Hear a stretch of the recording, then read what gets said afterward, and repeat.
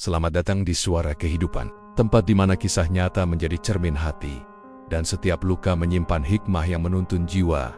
Hari ini, aku ingin bercerita, bukan tentang harta, bukan tentang kuasa, tapi tentang kehormatan seorang ayah yang perlahan diremehkan oleh darah dagingnya sendiri. Ini bukan dongeng, ini seorang lelaki tua yang pernah bangga berdiri, namun kini duduk dalam sepi, menatap warisan yang tak lagi bernama kasih. Aku bukan laki-laki kaya, tapi dulu aku punya kehormatan. Dan sejak menantuku datang membawa urusan warisan, kehormatan itu seperti diinjak tanpa rasa bersalah. Mereka bilang aku tidak adil, bahwa aku pilih kasih. Tapi siapa yang tahu berapa banyak doa yang kusematkan di setiap lembar hidup mereka. Kini, aku hanya ingin menulis kisah ini, bukan untuk mengeluh, tapi agar kalian tahu bahwa kadang ujian terbesar bukan datang dari musuh, melainkan dari mereka yang kita cintai paling dalam. Pagi di rumah ini selalu dimulai dengan kesunyian. Hanya suara burung di atap dan jam dinding tua yang berdetak tanpa jeda, seolah mengingatkanku bahwa waktu tak pernah menunggu siapapun. Aku duduk di kursi rotan yang sudah retak di ujung sandarannya. Kursi itu teman lamaku, saksi dari banyak percakapan, dari tawa anak-anak kecil hingga isak tangis seorang duda yang kehilangan istri. Tanganku mulai bergetar. Aku membuka buku catatan lama, sampulnya sudah pudar, namun di dalamnya ada jejak hidupku yang tak bisa dilap. Di sana kutulis kalimat pertama hari ini, mungkin inilah awal dari akhir kehormatan seorang ayah. Di luar jendela, sinar matahari menembus tirai usang. Debu menari di udara, seperti menertawakan betapa rapuhnya aku kini. Dulu, rumah ini penuh suara. Anak-anakku berlarian, istriku menjerit kecil karena piring pecah, dan aku hanya bisa tertawa sambil memungut serpihan kaca itu. Tapi sekerong, setiap langkah terdengar seperti gema masa lalu. Rumah tua ini seperti dada yang kosong, masih berdiri, tapi kehilangan isi. Aku bukan orang yang pandai berbicara, tapi aku tahu bagaimana cara menjaga kehormatan. Bagi seorang ayah, harga diri bukan tentang berapa banyak uang di dompet, tapi seberapa kuat ia bisa berdiri meski dihina oleh darahnya sendiri. Beberapa hari lalu, menantuku datang. Ia mengetuk pintu dengan sopan, tapi matanya tajam. Mata orang muda yang merasa punya hak untuk menilai orang tua. Katanya, ayah tidak adil. Pembagian warisan ini tidak seimbang.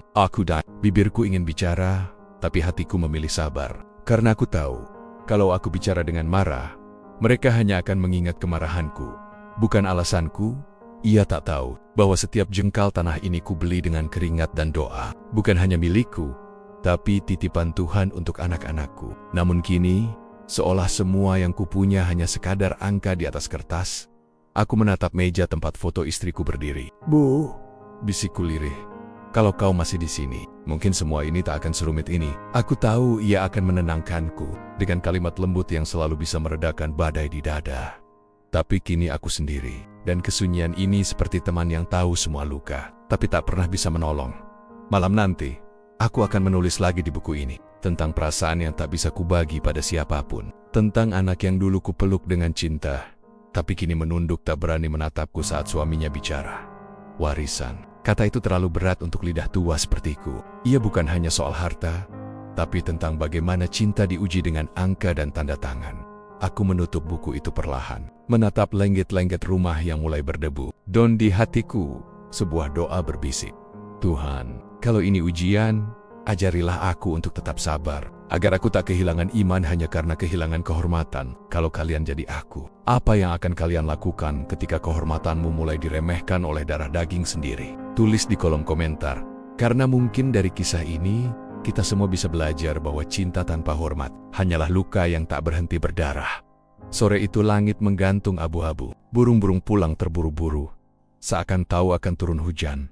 Bukan hanya dari langit, tapi juga dari hati seorang ayah. Aku duduk di beranda, memandangi pohon mangga yang dulu kutanam bersama almarhum istriku. Pohon itu kini tinggi, rindang, tapi sama seperti aku. Lalu terdengar suara langkah kaki di halaman depan. Suara yang dulu kukenal penuh hormat, kini terdengar ragu, berat, dan penuh jarak. "Assalamualaikum." Ya, suara menantuku terdengar, disusul langkah anakku di belakangnya. Aku menjawab perlahan, "Waalaikumsalam." Tapi dalam hati, aku tahu, kunjungan ini bukan untuk bersilaturahmi. Menantuku tersenyum kecil. Tapi matanya tidak ikut tersenyum. Di tangannya ada map coklat. Map yang membawa lebih banyak pertengkaran daripada kejelasan. Ia duduk, menatapku lurus, dan berkata dengan suara yang berusaha sopan tapi menusuk pelan-pelan. "Ayah, kami datang untuk membicarakan pembagian warisan." Kalimat itu jatuh seperti petir di tengah dada. Aku ingin tertawa, tapi tenggorokanku kering. Warisan, aku bahkan belum mati. Tapi rupanya, bagi mereka, yang tua hanyalah soal waktu dan angka di sertifikat. Aku menatap anakku. Aimet, jemarinya bermain dengan ujung kerudungnya, seolah mencari tempat bersembunyi dari rasa bersalah. Aku tahu ia tak setuju, tapi takut menolak. Dan aku tahu, ketakutan itu lahir dari rumah tangganya, bukan dari hatinya. Aku menarik napas panjang. "Nak," kataku pelan, "apa warisan itu tak bisa menunggu sampai aku benar-benar pergi?" Menantuku tersenyum tipis. "Bukan begitu. Ya, kami hanya ingin kejelasan, supaya nanti tidak ada salah paham." Kata kejelasan itu seperti belati berkarat, halus di permukaan, tapi menghancurkan dari dalam. Mereka bilang, demi keadilan. Tapi keadilan yang dimaksud bukan lagi tentang cinta, melainkan tentang siapa yang mendapat lebih banyak angka di kertas. Aku mencoba menahan diri. Aku tahu, di usia tua ini, amarah bisa jadi dosa yang panjang, tapi di dalam dada ini, ada sesuatu yang bergemuruh. Bukan kebencian, tapi kekecewaan yang dalam.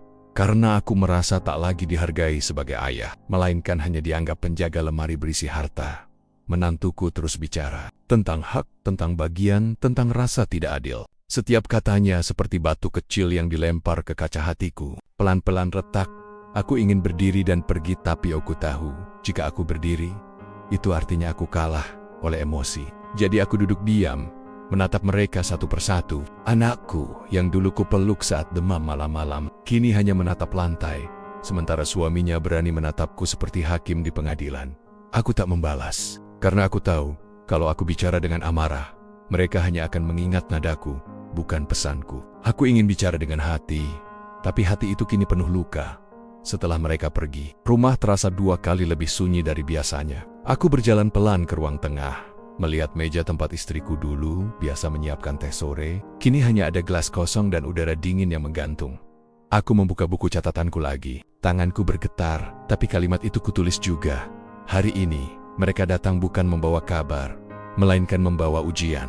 Dan aku belajar satu hal, bahwa cinta tanpa hormat hanya akan melahirkan luka yang diwariskan. Aku menutup buku itu, menatap langit yang mulai hujan. Tetes-tetes air jatuh ke tanah seperti doa yang tak terucap. Dan aku berbisik lirih, "Ya Allah, jika mereka lupa menghormatiku, jangan kau hapus cinta mereka padaku." Pernahkah kalian merasakan bahwa ucapan lembut bisa lebih menyakitkan daripada tamparan? Tulislah di kolom komentar. Karena mungkin dari kisah ini, kita akan belajar bahwa kadang yang datang membawa sopan santun, justru menyimpan badai di balik senyuman. Pagi itu udara terasa berat, bukan karena hujan yang semalam mengguyur, tapi karena ada sesuatu yang menggantung di antara dinding rumahku. Seperti doa yang tak sampai, seperti restu yang tercecer di ujung sabar. Aku baru saja selesai menyalakan kompor, ketika suara mobil terdengar berhenti di depan rumah. Suaranya halus, tapi mengguncang dadaku. Aku tahu, tamu itu bukan sembarang tamu. Dari balik jendela, kulihat 2 sosok turun dari mobil. Dan di sampingnya, pria itu, besanku. Orang yang dulu kucoba hormati, tapi kini, entah mengapa, wajahnya seperti cermin dari kesombongan halus. Aku menarik napas panjang, lalu berjalan ke ruang tamu. Aku menyiapkan teh, kebiasaanku sejak dulu, karena bagaimanapun, tamu tetaplah tamu. Meski di dada ini, ada ombak kecil yang mulai naik perlahan.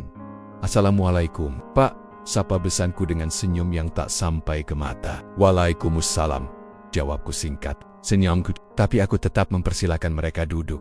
Menantuku menunduk sopan, tapi aku tahu, di balik diamnya ada percakapan yang sudah mereka susun sebelumnya. Mereka datang bukan untuk berkunjung, mereka datang untuk mengadili.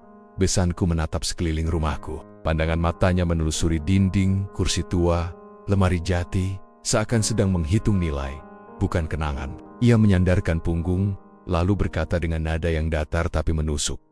"Pak, kami datang untuk membicarakan hal penting. Kami tidak mau salah paham soal pembagian warisan. Biar semuanya jelas, agar ke depan tidak ada masalah." Aku menatapnya. Suara jam dinding berhenti di telingaku. Untuk sesaat, waktu seakan membeku, dan aku merasa sedang duduk di pengadilan, dengan mereka berdua sebagai hakimnya.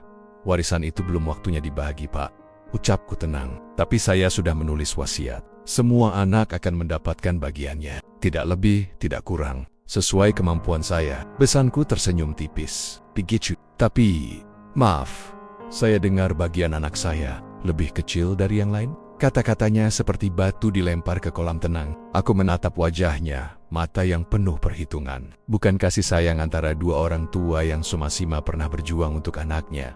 Aku ingin menjawab keras, tapi lidahku tertahan oleh rasa malu. Malu bukan karena aku salah, tapi karena aku sadar betapa rendahnya pembicaraan ini jika sampai keluar dari rumah orang tua.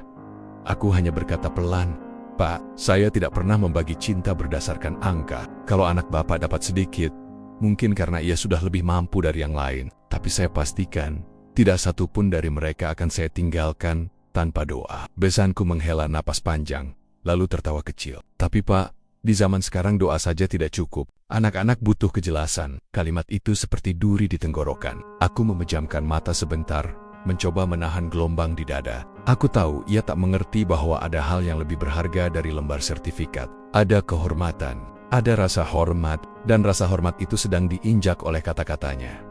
Anakku hanya duduk di ujung kursi, matanya berair, tapi ia tak bicara. Mungkin lidahnya keluh, mungkin hatinya hancur di antara dua sisi. Ayah yang membesarkan dan suami yang membimbing, atau mungkin memerintah. Aku menatap besanku sekali lagi. "Pak," kataku perlahan, "saya ini orang tua, tak banyak lagi yang saya punya. Kalau Bapak merasa ada yang kurang, biarlah Tuhan yang menilainya. Saya hanya ingin hidup saya tenang. Saya tidak ingin meninggalkan permusuhan di antara kita." Ruangan hening, hanya suara detik jam yang kembali berdetak pelan. Besanku bersandar, meneguk teh yang kusiapkan. Ia tak berkata apa-apa lagi, tapi pandangannya sinis, dingin, seperti mata pedang yang mengiris dari jauh. Setelah mereka pergi, aku duduk lama di kursi itu. Udara di ruang tamu terasa pekat. Aku melihat kangkor-kangkor teh yang masih setengah terisi. Teh yang dingin, seperti hubungan kami kini. Aku menulis di buku catatanku malam itu. Hari ini, aku belajar bahwa sopan santun bisa menjadi topeng, dan senyum bisa menutupi niat yang tak lagi suci. Aku bukan laki-laki kaya, tapi aku punya harga diri, dan jika mereka tak bisa menghormatinya, biarlah waktu yang memberi pelajaran. Aku menutup buku itu perlahan, memandang keluar jendela, melihat bulan separuh yang tergantung di langit. Bulan yang seolah ikut menunduk, malu pada manusia yang saling menghitung kasih dengan timbangan dunia. Apakah orang tua memang harus kalah hanya karena rambutnya memutih? Tulis di kolom komentar. Karena kadang, yang paling menyakitkan bukan kehilangan harta, tapi kehilangan penghormatan dari mereka yang dulu kita besarkan dengan cinta. Malam turun pelan, seperti tirai yang menutup panggung kehidupan. Aku duduk sendirian di ruang tengah, di bawah cahaya lampu redup yang berkelip-kelip karena usia bohlamnya sudah tua. Hening, begitu sunyi, hingga detak jam di dinding terdengar seperti langkah waktu yang menua bersamaku. Hari ini terasa panjang, panjang seperti doa yang tak kunjung dijawab, seperti kenangan yang tak mau pergi. Aku menatap foto di atas meja kayu. Foto almarhum istriku. Ia tersenyum di sana. Senyum yang dulu jadi rumah bagi lelahku. Tapi kini hanya gambar tanpa suara yang menatapku balik dari masa lalu. Bisikku lirih. "Kalau kau masih ada, mungkin tak akan begini jadinya." Aku tahu, ia dulu pandai menenangkan suasana. Kalau aku marah, ia akan berkata, "Sabar, Pak." Anak-anak tidak tahu beratnya jadi orang tua, dan kalimat itu selalu cukup membuatku diam. Karena dari mulut seorang ibu, sabar terdengar seperti doa yang hidup. Tapi malam ini, tak ada lagi suara itu. Hanya dinding-dinding tua yang menyimpan gema percakapan lama. Tentang tawa, tentang mimpi, tentang cinta yang kini tinggal kenangan. Aku menatap sekeliling rumah. Setiap sudut seperti bicara. Kursi di mana dulu kami duduk berdua kini kosong. Dapur yang dulu harum masakannya kini hanya menyisakan wangi kayu basah. Dan di kamar kami, ada bantal yang sudah lama tidak diganti sarungnya, karena di sanalah masih tersisa aroma tubuhnya. Aku tak pernah benar-benar siap kehilangan. Tapi kehilangan yang paling berat bukanlah kematian, melainkan melihat cinta yang masih hidup berubah menjadi dingin. Anakku kini jarang datang tanpa suaminya, dan setiap kali datang, kata-katanya terasa ditakar. Ia bicara dengan hati-hati, seperti takut aku salah paham. Padahal yang paling menyakitkan adalah justru diamnya itu. Kadang aku ingin memeluknya seperti dulu, ingin bilang bahwa rumah ini tetap miliknya, bahwa ayahnya ini tak akan marah kalau ia ingin bercerita. Tapi jarak itu sudah terbentuk, bukan oleh waktu, tapi oleh kepercayaan yang mulai retak. Aku berjalan perlahan menuju kamar. Dinding rumah ini seolah memandangi langkahku. Mereka tahu segalanya. pertengkaran yang tak pernah disuarakan, doa-doa yang tak pernah diceritakan. Dinding-dinding ini yang menahan tangisku setiap kali malam datang. Aku duduk di tepi ranjang, membuka catatan lamaku lagi. Kertasnya mulai menguning, tapi disitulah aku menyimpan sisa-sisa jiwaku. Aku menulis dengan tangan bergetar. Aku tidak marah, aku hanya kecewa. Bukan karena mereka berebut harta, tapi karena mereka melupakan rasa. Padahal rasa itulah warisan pertama yang dulu kuajarkan. Air mataku jatuh ke atas tulisan itu. Tinta hitamnya melebar, seperti sungai kecil di atas kertas, membawa kenangan yang tak sempat kuselesaikan. Di luar, angin malam berhembus lembut. Jendela berderak pelan, seakan ikut menghiburku. Dan di dalam hati, ada suara kecil berbisik, "Tegarlah, Pak. Setiap luka ada waktunya untuk sembuh. Dan setiap kehormatan yang dijatuhkan manusia akan diangkat kembali oleh Tuhan." Aku menatap foto istriku sekali lagi. Senyumnya tetap sama, damai, tenang, menenangkan. Aku berbisik, "Bu, kalau kelak aku menyusul, semoga aku datang bukan dengan marah, tapi dengan hati yang sudah memaafkan." Malam semakin larut. Aku mematikan lampu, tapi mataku tak bisa terpejam. Karena bahkan dalam gelap, aku masih bisa mendengar dinding-dinding itu berbisik, menyimpan rahasia tangisku yang tak pernah ku dengar kembali. Jika kalian punya orang tua yang masih hidup, peluklah mereka sebelum waktu menjauhkan segalanya. Tulis di kolom komentar, karena mungkin dari kisah ini kita belajar bahwa rumah tanpa kasih sayang bukanlah rumah, melainkan museum kenangan yang menunggu untuk dilupakan.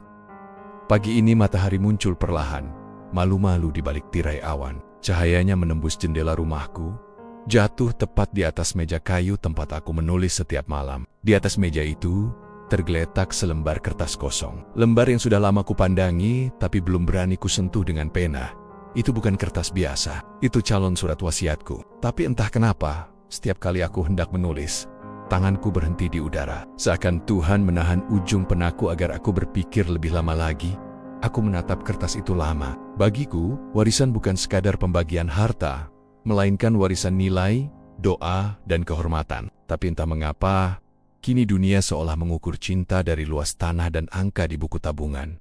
Mereka bilang aku tidak adil. Padahal aku sudah berusaha membagi dengan hati, bukan dengan kalkulator. Satu anakku beri rumah, satu ku beri lahan kecil, satu lagi ku beri simpanan emas. Semua sesuai kemampuan, bukan kesukaan. Namun tetap saja, yang tampak tak seimbang, dianggap tidak adil. Aku menghela napas. Mungkin mereka lupa bahwa keadilan seorang ayah tak selalu sama dengan keadilan dunia. Dunia menilai dari jumlah, tapi seorang ayah menilai dari kebutuhan. Dari siapa yang masih lemah, dan siapa yang sudah kuat berdiri di atas kakinya sendiri. Tanganku mulai menulis perlahan. Wasiat ini bukan untuk membagi harta, tapi untuk menenangkan hati. Barang siapa mencari lebih dari bagian yang sudah kutulis, maka biarlah Tuhan yang menimbang niatnya. Aku berhenti menulis. Suara angin dari jendela masuk, meniup lembut sudut kertas. Di luar suara ayam jantan bersahutan, menandai pagi yang baru. Tapi dalam diriku, hari terasa tua. Aku menatap dinding kamar yang penuh foto anak-anakku. Mereka semua tersenyum di sana. Betapa indahnya dulu, saat dunia kami belum diwarnai oleh kata warisan. Kata itu seperti racun yang meresap pelan, membuat kasih sayang yang tulus menjadi penuh curiga. Aku teringat masa lalu, bagaimana dulu aku dan ibunya bekerja keras membangun rumah ini. Siang jadi malam, malam jadi siang. Semua untuk mereka. Dan kini, rumah yang kami bangun dengan cinta itu menjadi alasan mereka saling menatap dengan iri. Aku menunduk, menutup wajah dengan telapak tangan. Ya Allah, bisikku pelan.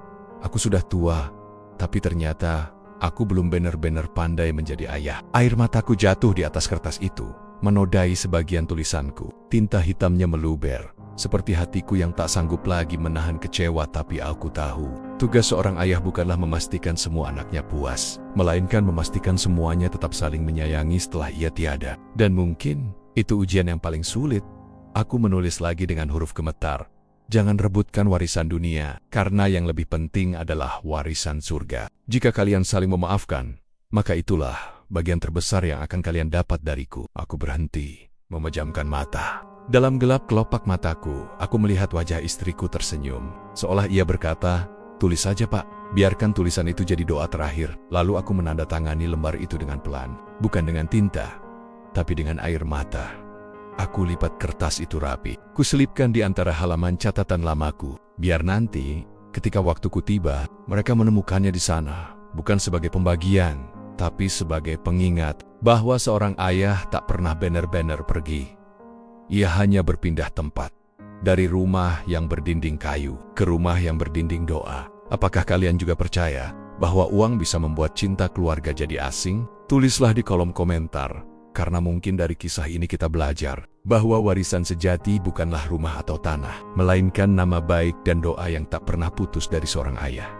Siang itu, rumahku terasa asing. Dinding yang dulu saksi tawa kini memantulkan gema ketegangan. Di ruang tamu, aroma kopi yang biasanya menenangkan kini berubah jadi penanda pertemuan yang tak kuinginkan. Menantuku datang bersama istrinya, anakku sendiri. Wajah mereka tegang.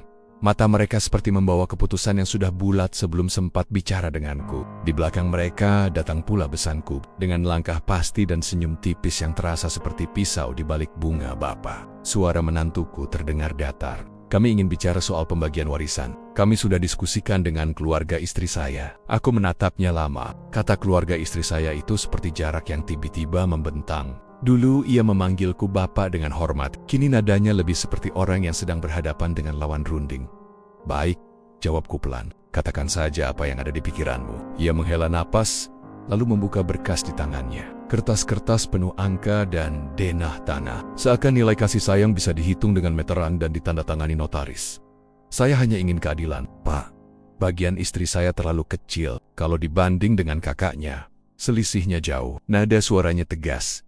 Tapi ada api di baliknya. Aku menatapnya tanpa berkata apa-apa. Dalam diam, aku menahan gemuruh di dada. Ingin rasanya membentak, namun yang keluar hanya desah panjang seperti angin yang kehilangan arah. Besanku menyambung, Pak, mohon maaf sebelumnya, tapi anak saya ini cuma memperjuangkan haknya. Kalau Bapak bijak, tentu bisa melihat mana yang adil. Aku tersenyum tipis. Senyum yang tak lahir dari bahagia, tapi dari luka yang terlalu dalam untuk ditunjukkan. Adil? Kataku akhirnya. Anakku dulu waktu kecil sering sakit-sakitan. Aku jual kambing. Aku jual sawah kecil untuk berobatnya. Sementara kakaknya sudah bekerja dan bantu aku dari muda. Sekarang ketika aku membagi, kau hitung dengan kertas, bukan dengan air mata yang dulu menetes di pangkuanku. Ruangan itu hening. Anakku menunduk, menatap lantai. Sementara menantuku terdiam sejenak. Namun egonya lebih tinggi dari suaraku yang bergetar. Maaf, Pak. Tapi kita bicara soal masa sekarang, bukan masa lalu, katanya dingin. Kata-katanya itu menampar lebih keras dari tangan manapun. Dadaku sesak, tapi bukan karena marah, karena kecewa. Lalu entah dari mana datangnya keberanian itu. Suaraku meninggi untuk pertama kalinya. Kalau begitu ambillah semua. Ambil rumah ini, ambil tanah itu, ambil semuanya. Kalau itu yang membuatmu merasa adil, tapi satu hal yang tak bisa kau ambil. Kehormatanku sebagai seorang ayah. Suara itu menggema, membuat burang-burang di atap beterbangan. Menantuku mundur setapak, wajahnya memucat. Besanku hendak berbicara, tapi aku angkat tangan. Cukup, aku tak ingin ada perdebatan di rumah yang dulu dibangun dengan doa. Air mata anakku jatuh. Pak, kami cuma ingin jelas. Kami bukan ingin menyakiti. Aku menatapnya, dan senyumku kembali. Kali ini penuh perih. Ayahmu ini tidak pandai menulis wasiat, nak. Tapi kalau kau buka hatimu, setiap bekas keringat di rumah ini sudah jadi surat cintaku yang paling jujur. Hening menyelimuti kami, hanya jam dinding yang berdetak pelan. Seperti menghitung sisa kesabaranku, mereka akhirnya pamit. Langkah kaki mereka menjauh, meninggalkan aroma debu dan penyesalan di ruang tamu. Aku duduk lama, menatap kursi kosong di depanku. Dalam hati aku berbisik, Ya Allah, mungkin inilah caramu mengajarkan bahwa cinta orang tua tidak selalu dipahami anak-anaknya. Aku menatap jendela. Matahari condong ke barat, cahayanya menguning, menandai senja. Dan aku tahu, hidupku pun mulai menuju senja. Namun aku berjanji satu hal, aku tak akan mati dengan amarah di dada. Aku ingin pergi dengan hati yang lapang, walau kehormatanku telah diinjak. Aku tetap ingin menjaga cinta yang pernah tumbuh di rumah ini. Apakah menurutmu seorang ayah harus selalu adil di mata anak-anaknya? Atau cukup jujur di hadapan Tuhannya? Tuliskan pendapatmu di kolom komentar, karena mungkin dari kisah ini, kita semua sedang belajar menjadi manusia yang lebih ikhlas. Sejak hari itu, rumah ini terasa lebih besar, tapi bukan karena luasnya. Karena sepi. Sepi yang menggema dari setiap dinding, dari setiap sudut ruang tamu yang dulu dipenuhi tawa, Langkah kakiku kini terdengar jelas di lantai. Suara sendok beradu dengan cangkir seperti gema di dalam gua kosong. Tak ada lagi anak yang datang membawa kabar. Tak ada lagi suara cucu yang berlari memelukku dengan teriakan riang. Yang tersisa hanya suara jam dinding yang berdetak pelan. Menghitung waktu yang berjalan tanpa arti, aku duduk di kursi tua di beranda, menatap halaman yang mulai ditumbuhi rumput liar. Dulu, menantuku sering memangkasnya dengan penuh semangat. Ia tertawa sambil berkata, "Biar rumah bapak kelihatan muda." Kini halaman itu seperti wajahku sendiri, penuh kerut, dibiarkan oleh waktu. Aku memegang cangkir kopi yang mulai dingin. Rasanya pahit, tapi anehnya, pahit itu terasa jujur. Pahit seperti kenyataan yang tak bisa kutolak. Aku teringat pertengkaran itu, suara meninggi, tatapan tajam, kata-kata yang seharusnya tak pernah keluar dari mulut keluarga. Semuanya seperti badai yang menyapu bersih kedamaian yang dulu kami punya. Dan setelah badai itu pergi, yang tertinggal hanya reruntuhan keheningan. Anakku sudah 3 minggu tak datang. Biasanya setiap Jumat sore ia pulang, membawa lauk kesukaanku, ikan nila goreng buatan istrinya. Sekarang Jumat datang dan pergi tanpa salam, tanpa kabar. Telepon pun tak lagi berdering. Pernah suatu malam aku mencoba menghubunginya. Kuhitung nada sambungnya dengan jantungku yang gemetar. Tapi begitu terdengar suaranya, aku malah tak sanggup bicara. Aku hanya mematikan panggilan itu dengan tangan yang dingin. Ada gengsi, ada luka, dan ada rindu yang menolak disuarakan. Aku tahu, aku bukan ayah sempurna. Kadang keras, kadang tak pandai mengekspresikan sayang. Tapi siapa yang bisa memahami isi dada seorang ayah? Kami mencintai dalam diam. Kami berkorban tanpa harus dilihat. Kami terluka tanpa perlu menangis di depan anak-anak kami. Malam itu aku menulis di buku catatan lamaku lagi. Jika kelak kalian membaca ini, ketahuilah, diamnya seorang ayah bukan berarti tidak peduli. Kadang kami hanya takut bahwa kata-kata kami akan lebih banyak melukai daripada menenangkan. Aku menutup buku itu, menatap langit-langit kamar yang penuh bayangan lampu. Di luar, hujan mulai turun. Rintiknya mengetuk jendela seperti suara langkah kaki yang tak jadi pulang. "Ya Allah," bisikku. "Jika benar aku salah, tunjukkan caranya meminta maaf tanpa kehilangan martabat." Karena itulah dilema seorang ayah tua. Kami ingin memeluk, tapi gengsi menahan tangan. Kami ingin bicara, tapi takut nada suara kami malah membuat luka lama berdarah lagi. Hujan makin deras. Aku berdiri, menatap keluar jendela. Dari kejauhan kulihat jalan di depan rumahku kosong. Hanya lampu jalan yang berkelip, seperti berusaha menghibur malam yang muram. Dalam keheningan itu, aku seperti mendengar suara kecil dari hatiku sendiri. Cinta tak pernah hilang. "Pak." Ia hanya tersesat di antara amarah dan gengsi. Aku tersenyum kecil, pahit, tapi tulus. Mungkin besok aku akan menulis surat untuk anakku. Bukan untuk meminta maaf atau menjelaskan apapun, tapi sekadar menulis. "Nak, rumah ini selalu terbuka. Pulanglah." Meski tanpa alasan, aku menatap cangkir kopiku yang kini benar-benar dingin. Kupikir, seperti itulah hubungan kami sekarang. Masih ada aroma manis, tapi kehilangan hangatnya. Apakah kalian juga pernah merasa rindu, tapi gengsi untuk mengakuinya? Tulis di kolom komentar. Karena kadang, cerita tentang cinta antara ayah dan anak bukan tentang siapa yang benar, tapi siapa yang lebih dulu berani melepas ego malam itu. Angin bertiup pelan, dingin menyusup lewat celah jendela tua, membawa aroma hujan yang tertinggal di tanah. Aku duduk di meja kayu, ditemani cahaya lampu minyak yang bergetar seperti napasku sendiri, pelan, ragu, namun tetap menyala. Di hadapanku, selembar kertas putih terbentang, pena di tanganku bergetar. Sudah 3 kali aku mencoba menulis surat ini, tapi setiap kali pena menyentuh kertas, air mata selalu lebih dulu jatuh. Aku menarik napas panjang. Malam ini, aku ingin menulis dari hati, bukan dari logika, bukan dari gengsi. Karena terkadang, satu-satunya cara untuk menyembuhkan luka adalah dengan menuliskannya. Kutatap kosong kertas itu, lalu perlahan, huruf-huruf mulai mengalir. "Untuk anakku, aku tidak tahu harus memanggilmu dengan apa malam ini, Naksa, atau hanya dengan diam." Sejak hari itu, rumah ini terasa sunyi. Aku masih duduk di kursi yang sama, minum kopi yang sama, tapi rasanya tidak pernah sama lagi. Aku ingin marah, tapi juga rindu. Aku ingin memelukmu, tapi juga takut tangan ini ditolak. Dulu, ketika kau kecil, kau selalu memelukku tanpa alasan. Kini, aku menunggu pelukan itu datang lagi. Tapi mungkin, pelukan juga butuh keberanian untuk kembali. Nah, kau tahu, aku menulis surat ini bukan untuk membela diri. Aku hanya ingin kau tahu bahwa semua yang kulakukan dulu adalah caraku mencintai. Mungkin aku bukan ayah yang lembut. Aku tak pandai merangkai kata manis, tapi setiap keringat yang jatuh di tanah ini adalah doa agar hidupmu lebih mudah dari hidupku. Tentang warisan yang kalian perbincangkan itu, sejujurnya aku sudah lelah memikirkannya. Bukan karena aku tak peduli, tapi karena aku sadar tak ada harta yang bisa membeli keutuhan keluarga. Kalau aku pergi besok, jangan ributkan siapa yang dapat rumah, siapa yang dapat tanah. Ambillah semua kalau itu bisa membuatmu damai. Tapi jangan ambil kehormatan ayahmu, karena itu satu-satunya yang masih kupeluk di usia tua ini. Aku mencintaimu, nak, dalam diam, dalam doa, dan dalam setiap malam yang kau kira aku tidur. Dari ayahmu yang rindu, tapi tak tahu cara pulang ke hatimu.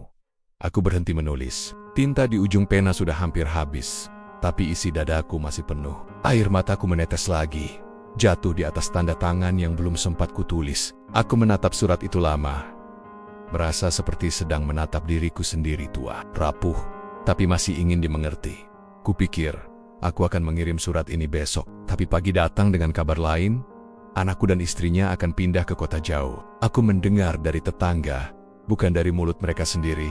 Hatiku meremuk pelan, seperti kaca yang retak tanpa suara. Surat itu akhirnya tak pernah kukirim. Kusimpan di dalam buku catatan lamaku, di antara halaman yang sudah menguning. Mungkin suatu hari nanti, mereka akan menemukannya.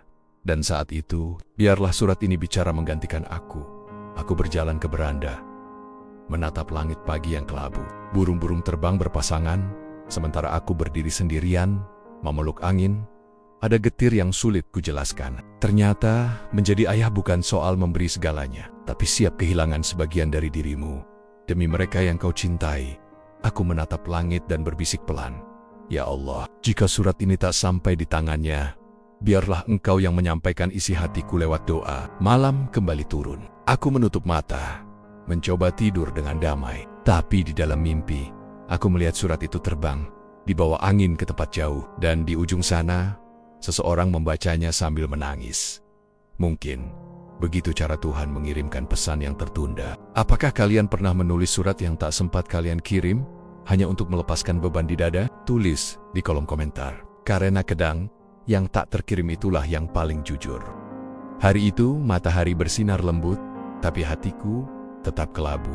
Aku duduk di teras, menatap jalan yang sama, jalan tempat anakku dulu berpamitan tanpa banyak kata. 3 bulan sudah berlalu sejak pertengkaran itu, dan rumah ini masih terasa seperti menunggu seseorang yang tak kunjung pulang. Aku mulai terbiasa dengan kesepian. Bahkan suara jangkrik di malam hari kini terdengar seperti teman lama yang setia. Namun pagi itu, langkah kaki seseorang memecah rutinitas sunyi. Pak, ada surat, kata Pak Darto, tukang pos yang sudah seperti saudara sendiri. Ia menyerahkan amplop putih yang sudah agak kusam, dengan cap dari kota tempat anakku tinggal sekarang. Tanganku bergetar. Namaku tertera di depan amplop itu dengan tulisan yang kukenal betul. Tulisan anakku, rapi tapi sedikit miring ke kanan. Seperti dulu saat ia menulis surat izin ke sekolah dan memintaku menandatanganinya. Aku menatap amplop itu lama. Entah kenapa, aku takut membukanya. Takut kalau isinya bukan maaf, tapi perpisahan. Namun akhirnya aku robek ujungnya perlahan dan mulai membaca. Assalamualaikum, Ayah.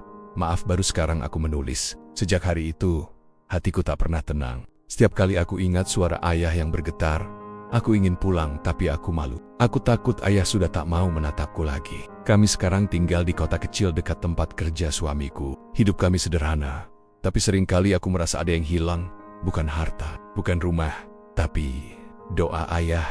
Ayah, aku tahu aku salah. Aku terlalu membiarkan dunia bicara lewat lidah orang lain. Aku lupa bahwa tak ada pembagian yang lebih adil dari cinta ayah sendiri. Kalau ayah mau, suatu hari nanti kami ingin pulang. Bukan untuk membicarakan warisan, tapi untuk mencium tangan ayah. Doakan kami. Ya, aku rindu. Dari anakmu Sari. Air mataku jatuh tanpa bisa kutahan. Surat itu kugenggam seperti sepotong kehidupan yang kembali. Suara hatiku berbisik. Akhirnya, Tuhan menjawab doa seorang ayah yang menua dengan penantian. Aku menatap langit, cerah, tapi mataku basah. Rasanya seperti mendengar azan pertama setelah malam panjang tanpa cahaya.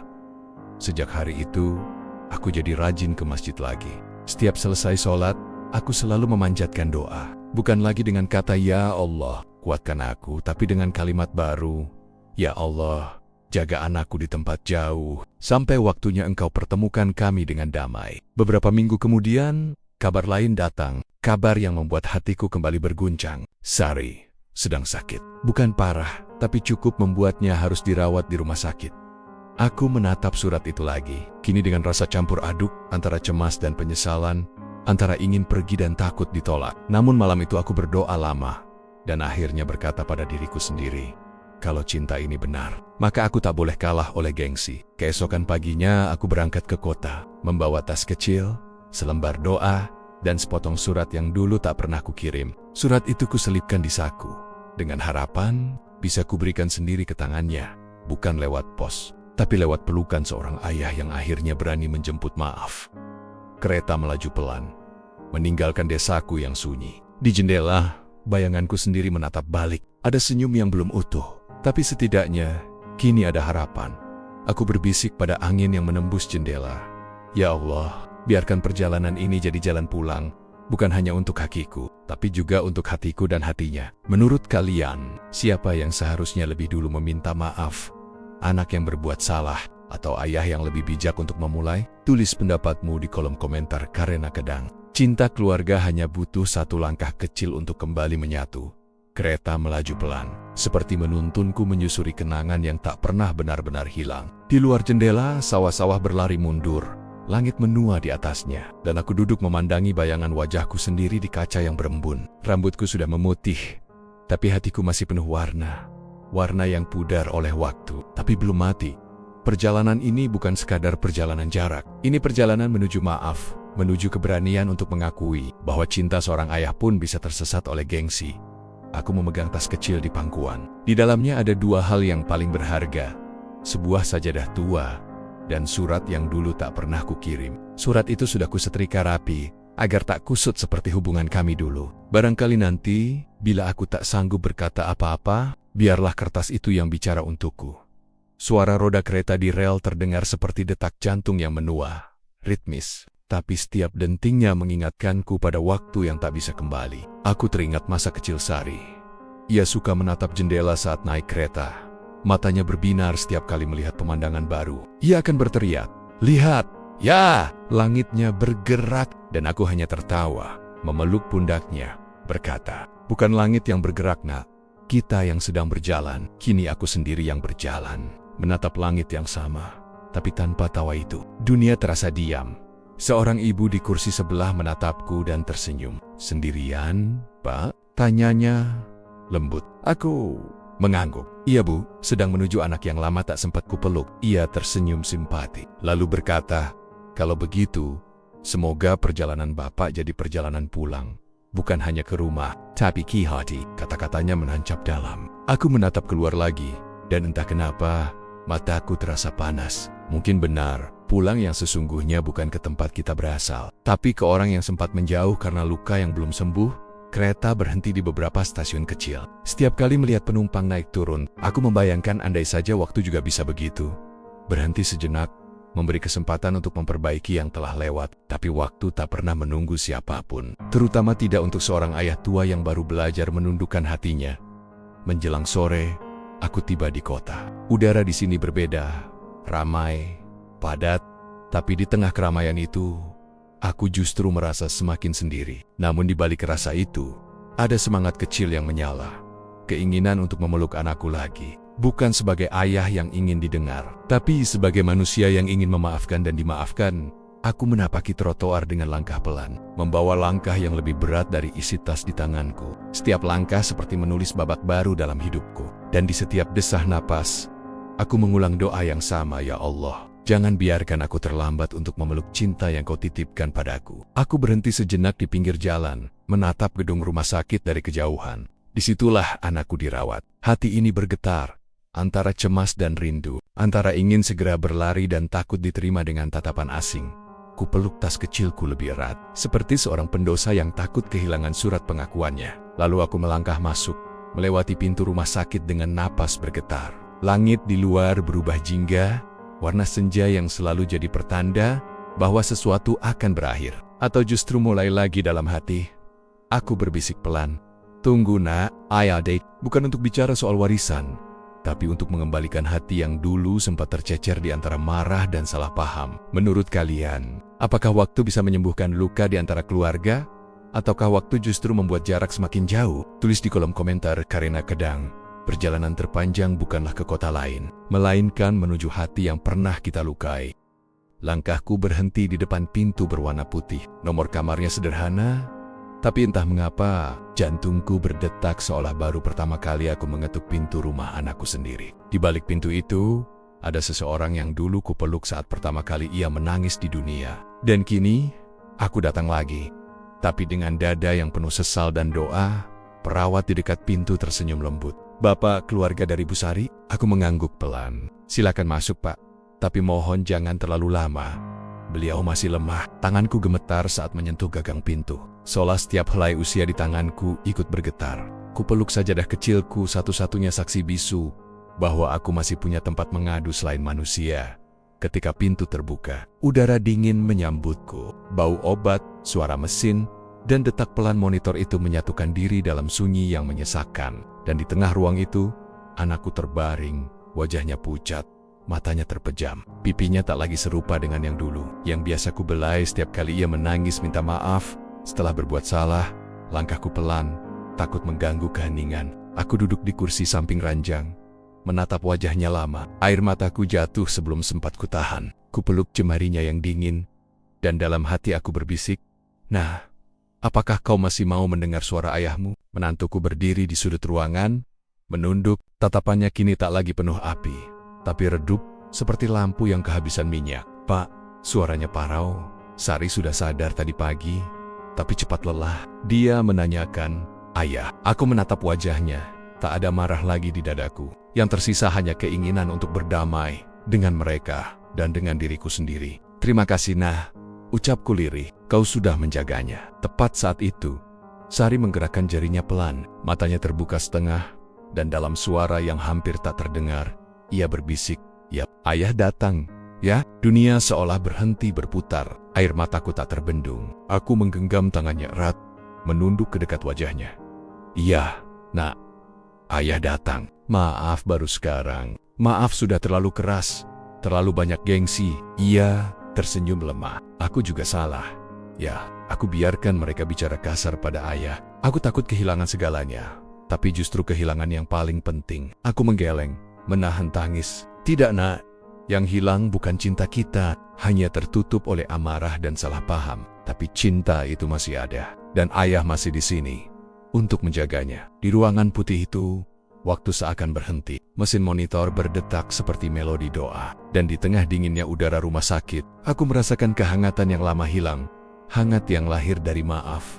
Aku membacakan doa perlahan. Suara lirihku mengisi setiap sudut ruang, menyatu dengan napas yang berat tapi tulus. "Ya Allah, jangan biarkan luka ini menjadi akhir. Jadikan ia jalan pulang menuju kasih yang kau ridhoi." Sari menutup matanya lagi, tapi senyumnya tenang. Menantuku duduk di seberang, menunduk, lalu menangis dalam diam. Mungkin ia juga sedang berdamai dengan dirinya sendiri. Menatap keduanya, dan dalam hati berkata, "Inilah warisan yang sebenarnya, bukan harta, tapi kesempatan untuk saling memaafkan." Kutinggalkan catatan kecil di meja samping ranjang, surat yang dulu tak pernah kukirim. Isinya sederhana, "Nak, bila suatu hari ayah pergi, jangan tangisi kepergianku. Doakan saja agar ayah diampuni. Karena semua yang ayah miliki sudah ayah serahkan, bukan kepada manusia, tapi kepada Tuhan yang Maha Adil." Langit di luar jendela tampak mulai biru, dan untuk pertama kalinya setelah sekian lama aku merasa ringan. Bukan karena segalanya selesai, tapi karena aku sudah memulai hal yang paling sulit, meminta maaf dan memaafkan. Menurut kalian, apakah setiap luka keluarga bisa disembuhkan oleh waktu, atau hanya bisa diredakan oleh hati yang mau mengalah? Tulis pendapatmu di kolom komentar. Karena mungkin, dari kisah kita hari ini, ada seseorang yang sedang belajar memaafkan juga. Malam itu, aku duduk di kursi ruang tunggu rumah sakit. Lampu temoram. Suara langkah perawat bersautan pelan, dan di dadaku ada degup yang menolak tenang. Sari sudah tertidur di dalam. Setelah pertemuan kami yang membuat air mata tumpah tanpa malu, aku menatap pintu kamar itu lama, lalu mengeluarkan selembar kertas dari saku. Inilah surat yang dulu kutulis. Di malam ketika aku merasa dunia menutup diri dari seorang ayah tua. Aku menulisnya dengan tinta air mata dan kesepian. Aku tak pernah berniat mengirimkannya. Sampai malam ini, kertas itu mulai menguning, tapi setiap hurufnya masih menyimpan luka yang belum sembuh. Kutelusuri tiap baris dengan jemari gemetar. Lalu kubaca pelan, seolah mengulang doa yang dulu tertahan di tenggorokan. Untuk anakku. Sari, maafkan ayah. Bukan karena ayah marah, tapi karena ayah terlalu takut kehilangan wibawa. Ayah kira menjaga harga diri berarti tak boleh mundur. Padahal sejatinya, harga diri sejati bukanlah tentang menang berdebat, tapi mampu menahan diri agar cinta tak hancur oleh gengsi. Ayah berusaha menahan diri untuk tidak ikut campur. Ayah tahu, setiap perempuan yang berumah tangga ingin dihargai sebagai istri, bukan sebagai anak kecil lagi. Tapi ketika urusan warisan mulai diperbincangkan, ayah merasa seperti ditelanjangi, bukan karena harta, tapi karena dianggap tak adil oleh darah daging sendiri. Anakku, kalian menuduh ayah pilih kasih. Padahal, semua yang ayah punya sudah lebih dulu kalian nikmati sejak kecil. Kasih sayang, kerja keras, dan setiap tetes keringat yang jatuh dari dahi ini. Tapi rupanya kasih sayang tak bisa diukur dengan sertifikat tanah atau lembaran surat wasiat. Dan disitulah ayah kalah. Bukan oleh kalian, tapi oleh hati ayah sendiri. Kini ketika usia sudah menua, ayah baru mengerti. Warisan terbesar bukanlah sawah yang terbentang, bukan pula rumah yang berdiri megah. Warisan terbesar adalah nama baik, kesabaran, dan doa yang tak putus untuk anak-anaknya. Jika kelak ayah pergi, jangan rebutkan apa yang tertinggal di dunia. Karena sesungguhnya, semua itu hanyalah titipan sementara dari Tuhan.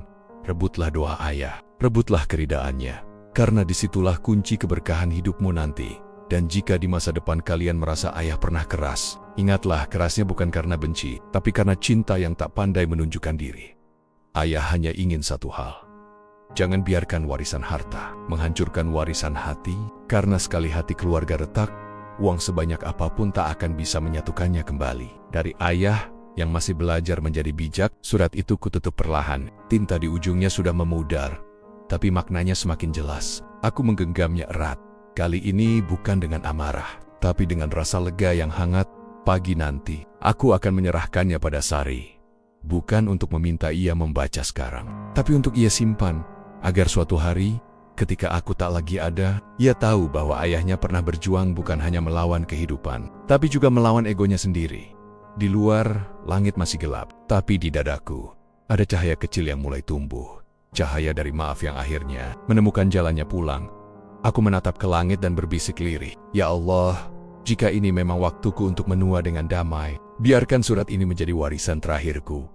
Bukan tentang harta, tapi tentang cinta yang tak pernah punah." Dan malam itu, untuk pertama kalinya, aku merasa tenang, seolah beban bertahan-tahan jatuh dari pundak. Aku menutup mata, tersenyum kecil, dan membiarkan waktu berjalan, membawa kisahku pada takdir yang telah lama menunggu. Menurut kalian, apa arti warisan yang sesungguhnya bagi seorang orang tua? Apakah harta atau doa dan kenangan yang ditinggalkan? Tuliskan di kolom komentar. Karena mungkin kisah sederhana ini bisa jadi cermin bagi banyak keluarga yang sedang diuji oleh dunia, tapi sedang dirangkul oleh Tuhan. Pagi datang dengan langkah pelan, seperti seorang tamu yang tahu diri. Cahaya mentari menembus jendela rumah sakit, membias di lantai putih dan menyentuh wajah anakku yang tertidur damai. Aku duduk di samping ranjang, membaca pelan ayat-ayat yang menenangkan hati. Setiap lafaz terasa seperti air yang menyiram bara penyesalan di dada. Semalam aku menulis surat terakhir itu, dan kini aku hanya ingin melihatnya tersenyum sekali lagi. Meski mungkin tak akan lama lagi, Sari mulai membuka mata. Ya, suaranya lirih, tapi bening. Aku menggenggam tangannya lembut. "Iya, Nak. Ayah di sini. Bagaimana perasaanmu pagi ini?" Ia tersenyum samar. "Lebih baik, ya. Tapi entah kenapa, dada ini terasa ringan sekali, seperti ada yang dilepaskan." Aku menatapnya, dan di balik senyum itu, ada sesuatu yang tak kukatakan. Mungkin itu pertanda bahwa jiwanya sedang berdamai, atau bersiap pergi dengan tenang. Kupandangi langit dari jendela. Awan bergerak lambat, membawa seberkas cahaya seperti tangan yang menuntun. Di antara warna biru dan putih itu, aku merasa seolah Tuhan sedang menulis sesuatu dengan koheonia. Maaf sudah diterima, cinta sudah kembali. Menantuku datang membawa sarapan. "Pak, makan dulu. Ayah belum makan sejak semalam," katanya lembut. Suaranya berbeda kini, tak lagi meninggi, tak lagi menusuk. Aku tersenyum. Terima kasih nak, kau sudah banyak berubah. Ia menunduk, menahan haru. Saya malu pak. Saya dulu bicara tanpa pikir panjang. Saya kira harta itu ukuran cinta. Tapi saya salah besar. Aku menepuk pundaknya pelan. Tak apa nak, kita semua belajar dari luka. Yang penting, jangan ulangi luka yang sama pada anakmu nanti. Kami makan bersama di ruang tunggu. Dengan keheningan yang menenangkan. Untuk pertama kalinya, suasana tidak lagi tegang. Bukan karena semua sudah sempurna, tapi karena hati kami sudah tak lagi mencari pembenaran. Yang kami cari kini hanyalah kedamaian. Ketika aku kembali ke kamar, Sari memandangku dengan mata lembutnya. Ya, tadi aku bermimpi. Ada cahaya turun dari langit, menyentuh dahi ayah, dan dari cahaya itu, keluar suara lembut yang bilang, ampunan sudah sampai.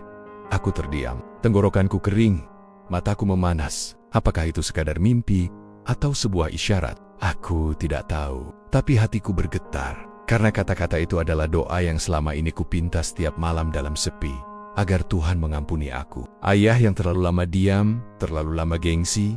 Aku menatap anakku lama, lalu berkata, nah, mungkin itu bukan hanya mimpi. Mungkin itu tanda bahwa Tuhan masih sayang pada kita. Bahwa selama kita mau menundukkan hati, langit akan selalu memberi jalan pulang. Sari tersenyum, menatap keluar jendela. Aku ingin pulang ya, tapi bukan ke rumah.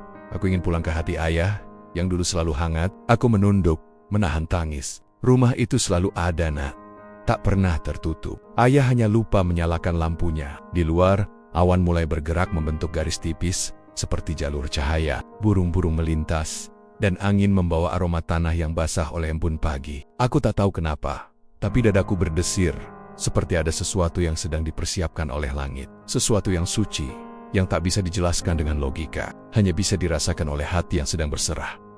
Kulempar pandang terakhir ke wajah anakku. Ia tersenyum, lalu memejamkan mata lagi, kali ini lebih tenang dari sebelumnya. Aku pun bersandar di kursi, menarik napas panjang, dan membiarkan air mata jatuh tanpa malu. Aku tahu, hidup memang tidak selalu memberi jawaban. Kadang ia hanya memberi tanda, dan sisanya harus kita baca dengan iman. Menurut kalian, apakah setiap mimpi membawa pesan dari langit, ataukah hanya gema dari doa yang tak sempat terucap? Tulis pendapatmu di kolom komentar, karena bisa jadi kisah kecil kita hari ini adalah pertanda juga bahwa Tuhan sedang mengetuk hati yang siap kembali. Senja datang perlahan, menyusup dari sela tirai rumah sakit. Cahayanya jatuh di wajah Sari, menciptakan bayangan lembut di pipinya yang pucat. Aku duduk di samping ranjang seperti biasa, hanya kali ini ada keheningan yang berbeda. Bukan hening yang kosong, tapi hening yang penuh makna. Seperti waktu sedang menunduk dengan hormat. Udara di ruang itu terasa berat, tapi damai. Mesin monitor berdetak pelan, menjadi irama yang entah kenapa terdengar seperti doa. Aku memegang tangan anakku, jemarinya mulai dingin, namun masih bergetar halus seolah berusaha menggenggam dunia yang perlahan menjauh. Di luar jendela, langit berwarna jingga keemasan, warna yang sama seperti sore hari ketika dulu aku mengajarinya bersepeda di halaman belakang rumah. Ia jatuh berkali-kali, tapi tak pernah menangis. Kalau jatuh, ayah tangkap kan? Katanya waktu itu, dan aku menjawab sambil tertawa, selalu. Nak, ayah tak akan biarkan kamu jatuh sendirian. Kini aku duduk di sini, dan kata-kata itu menggema kembali. Tapi kali ini, aku tahu aku tak lagi bisa menangkapnya. Aku hanya bisa mengantarnya. Sampai batas yang ditentukan Tuhan, Sari membuka mata perlahan. Ya, suaranya nyaris seperti bisikan angin. Aku menunduk dekat ke telinganya. Iya nak, ayah di sini. Ia tersenyum kecil. Aku lihat, ibu, dia menungguku di taman penuh cahaya. Air mataku jatuh tanpa sempat kutahan. Jangan bicara begitu dulu nak. Istirahat saja, kau masih bisa sembuh. Tapi ia menggeleng pelan. Bibirnya bergetar lembut. Ayah, aku nggak takut lagi. Aku tenang, karena ayah sudah datang. Karena ayah sudah maafin aku. Aku memeluknya, menahan napas di dada yang sesak. Tidak nak, yang harus minta maaf itu ayah. Maaf sudah membiarkan jarak memisahkan kita. Ia tersenyum, tapi matanya mulai sayu. Ya, tolong jaga suamiku. Jangan biarkan dia menyesal seumur hidup. Dan kalau nanti aku nggak ada, bacakan doa untukku setiap pagi. Seperti waktu kecil dulu. Kata-katanya menembus jantungku. Aku menggenggam tangannya erat. Terlalu erat mungkin. Dan di antara isak pelan, aku berbisik, ayah janji. Nat, ayah janji. Menantuku berdiri di dekat pintu, menangis diam-diam. Ia menutupi wajahnya dengan kedua tangan. Tubuhnya bergetar. Aku ingin memeluknya, tapi kaki ini seolah tertahan oleh waktu yang menolak bergerak. Monitor berdetak makin pelan. Setiap bunyinya seperti menghitung detik terakhir kebersamaan kami di dunia ini. Dan tiba-tiba, bunyinya berhenti. Suara mesin berubah panjang, datar. Satu garis lurus di layar, seolah menggambar akhir dari sebuah perjalanan. Panjang, aku menatap wajah anakku. Tenang, seolah hanya tertidur di pelukan senja. Tapi aku tahu, tubuh yang kucintai ini kini sudah berpindah. Dari dunia menuju keabadian. Suasana mendadak sunyi. Perawat masuk, dokter menyentuh bahuku dengan lembut. "Beliau sudah tenang, Pak," katanya. Aku tak menjawab. Aku hanya menatap jendela ke arah langit jingga yang perlahan memudar menjadi ungu. Dan entah kenapa, di antara kabut air mata, aku merasa seolah langit ikut menangis. Kulepaskan genggaman tanganku, mencium keningnya sekali. Lama, "Pulanglah, Nak. Ayah sudah ikhlas." Ayah hanya menitipkan rinduku kepada angin. Aku berjalan keluar ruangan dengan langkah yang goyah. Setiap langkah terasa seperti menginjak kenangan yang tak ingin dilepaskan. Tapi di dalam dadaku, ada suara lembut berbisik. Inilah akhir yang indah, bukan karena tanpa air mata, tapi karena setiap air mata telah dibasuh oleh maaf di depan rumah sakit. Langit berubah warna, seberkas cahaya menembus awan, jatuh tepat di arah kamar tempat Sari dirawat. Aku menatapnya lama. Mungkin itulah taman penuh cahaya yang iya. Dan di bawah sinar itu, aku berdoa, "Ya Allah, jagalah anakku di sisimu. Jika dulu aku tak sempat menjaganya dengan sempurna, maka kini biarlah Engkau yang melengkapinya dengan kasih-Mu yang tanpa batas." Aku menutup mata, membiarkan angin senja menyapu wajahku. Dan untuk pertama kalinya, aku benar-benar mengerti bahwa kehilangan bukanlah akhir. Cinta, ia hanyalah bentuk lain dari cinta yang sudah diterima oleh langit. Menurut kalian, bagaimana seseorang tahu kapan waktunya benar-benar ikhlas? Apakah dari berakhirnya tangis, atau dari tenangnya hati saat melepas? Tulis di kolom komentar, karena mungkin di balik kisah ini, kita semua sedang belajar tentang makna melepas tanpa kehilangan cinta.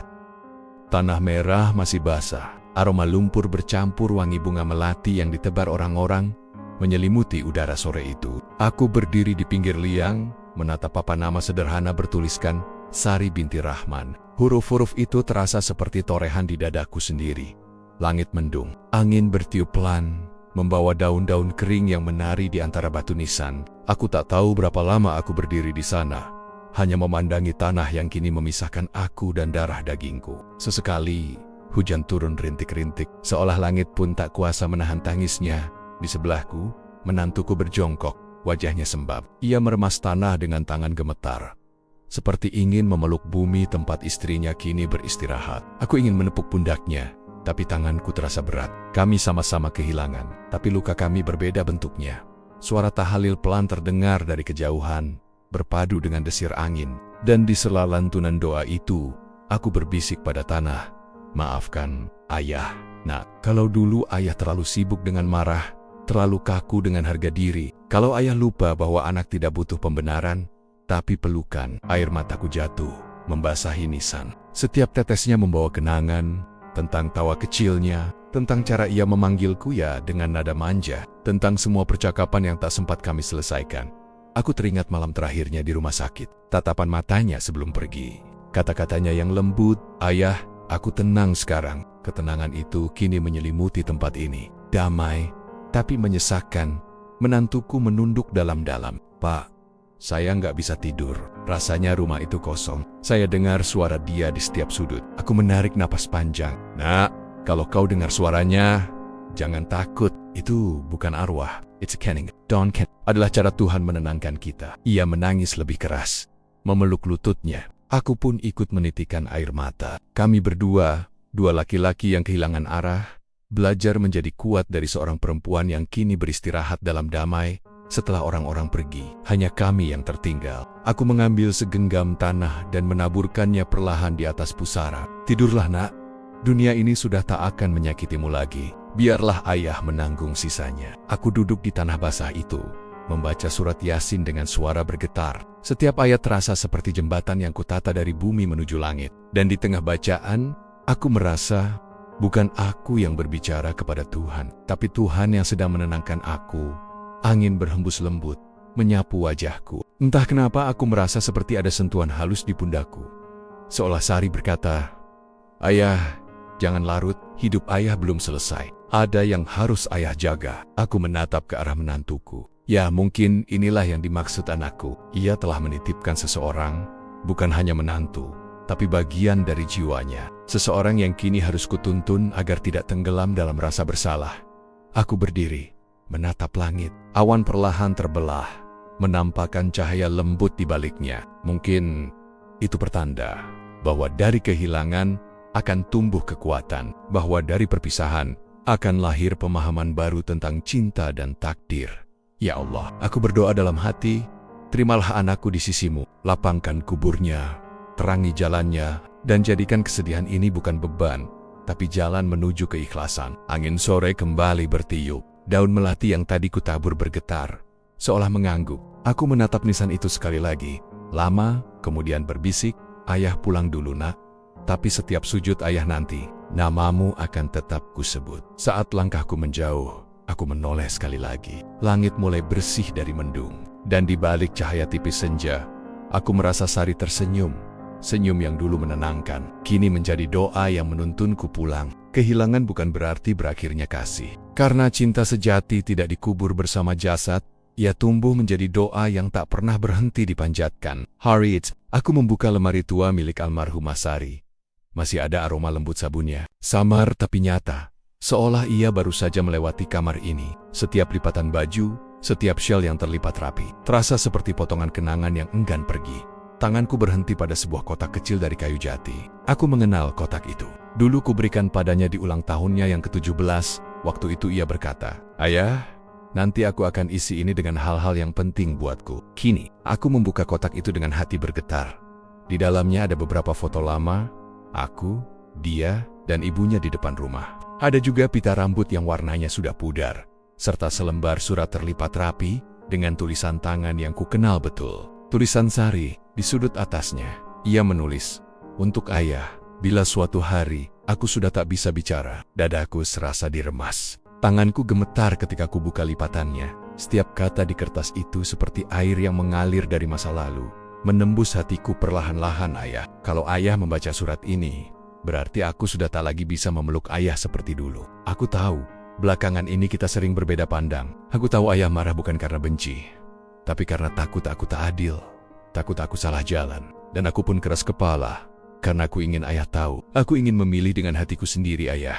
Kalau nanti aku tak sempat meminta maaf, maafkan aku sekarang. Maaf karena membuat ayah kecewa. Maaf karena memilih suamiku dengan cara yang mungkin ayah anggap salah.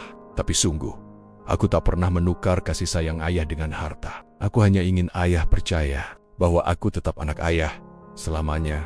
Ayah, aku tahu ayah menyimpan banyak luka yang tak pernah diceritakan. Aku tahu ayah menanggung kesepian dalam diam. Tapi tolong, jangan biarkan gengsi menutup jalan pulang. Kalau suatu saat ayah merasa sendirian, bukalah jendela kamar. Lihatlah langit malam.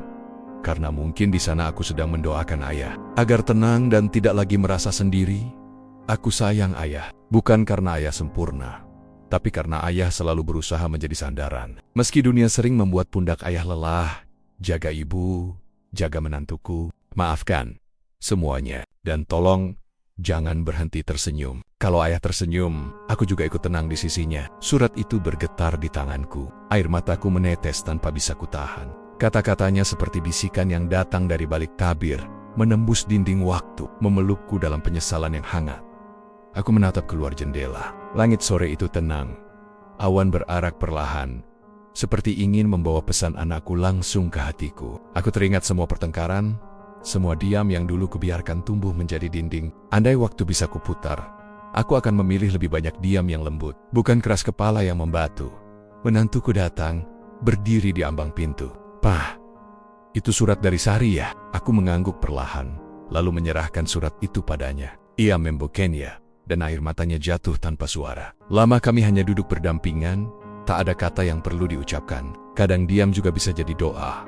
Malamnya, aku menyalakan lampu kecil di meja kerja. Kutulis di buku catatan lamaku, "Hari ini, aku belajar memaafkan, bukan karena mereka layak, tapi karena hatiku butuh damai." Aku menatap foto Sari di bingkai kayu. "Ternyata kau masih mengajariku, nak," bisikku. "Bahkan setelah kau pergi." Angin malam masuk melalui jendela, lembut, membawa aroma melati dari taman belakang. Aku tahu, Itu bukan kebetulan, itu cara Tuhan menyampaikan bahwa cinta seorang anak tak pernah benar-benar mati.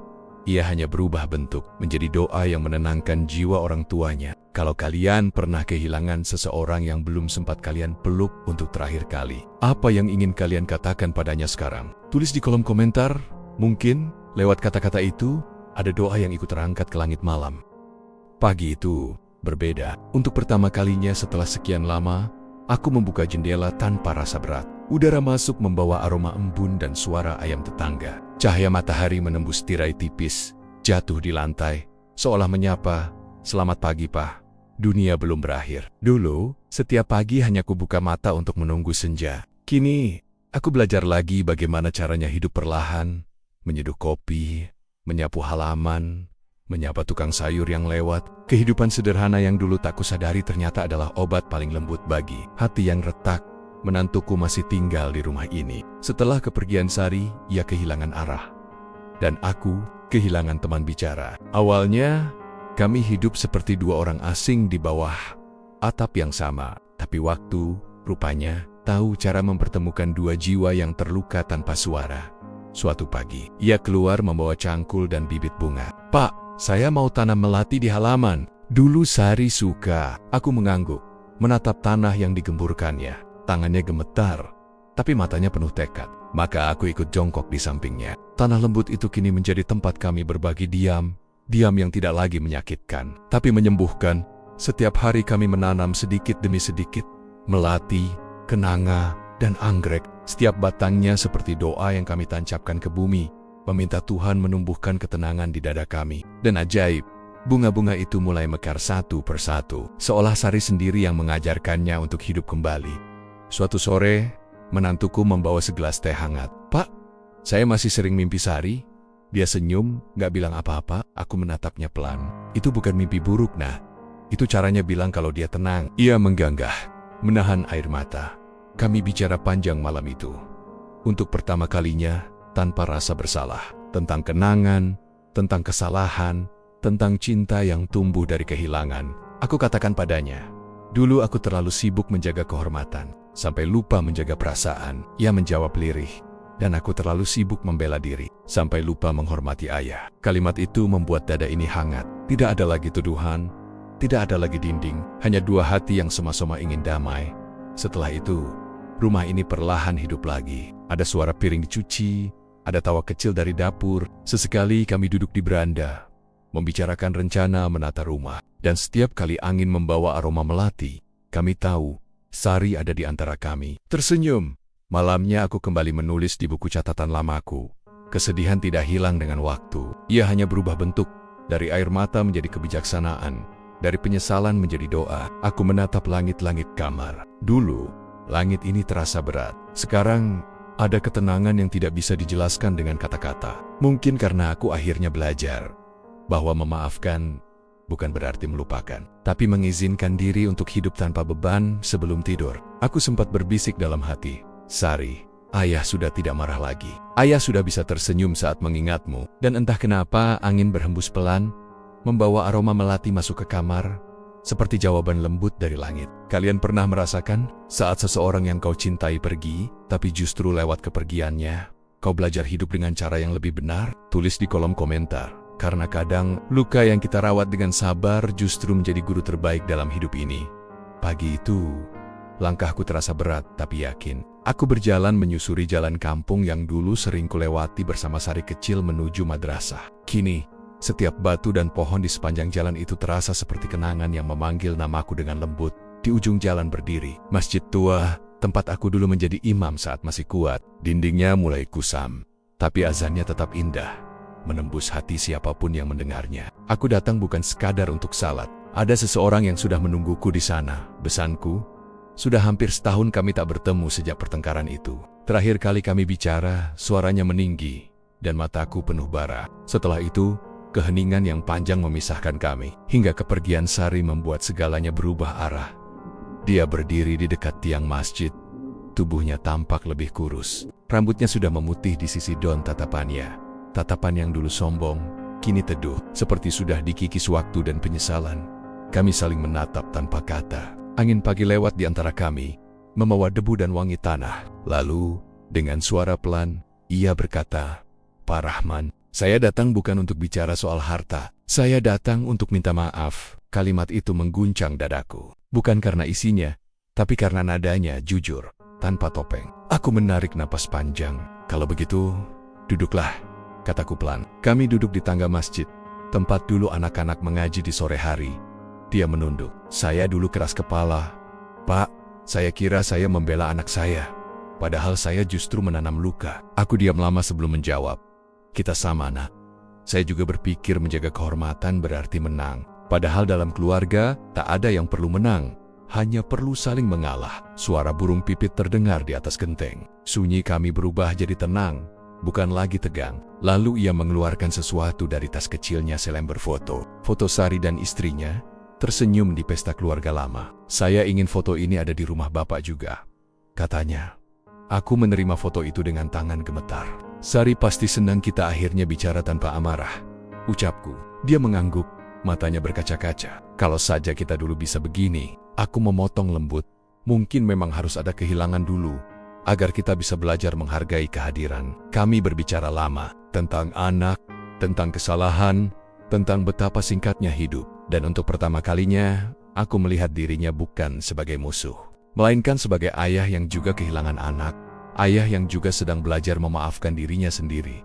Sebelum berpisah, kami salat berjamaah. Aku jadi imam, dan dia berdiri tepat di belakangku. Saat sujud terakhir, air mataku jatuh di atas sajadah. Entah milikku atau miliknya, tapi rasanya kami berdua sama-sama pasrah. Sujud itu menjadi titik di mana dua hati yang retak disatukan oleh doa. Setelah salam, aku menoleh ke arahnya. Dia menggenggam tanganku erat.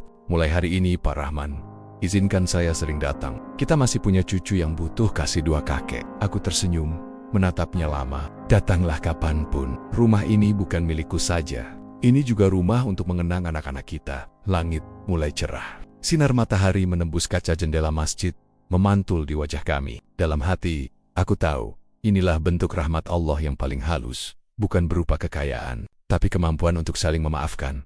Malamnya aku menulis di buku catatanku. Hari ini aku bersujud bukan hanya untuk memohon, tapi untuk berterima kasih. Karena Tuhan telah menghapus sisa dendam dari hatiku dan menggantinya dengan damai. Aku menatap foto Sari sebelum tidur. "Nah," bisikku lembut, "ayah dan besanmu sudah berdamai. Kau bisa tenang di sana." Kalian percaya bahwa memaafkan orang lain seringkali lebih menyembuhkan daripada menuntut keadilan? Tulis di kolom komentar. Mungkin malam ini, lewat kata itu, ada hati yang ikut sembuh bersama kami. Sudah lama rumah ini tak seramai hari itu. Suara langkah kecil berlari di ruang tamu. Tawa anak-anak bergema dari halaman. Dan aroma masakan memenuhi udara.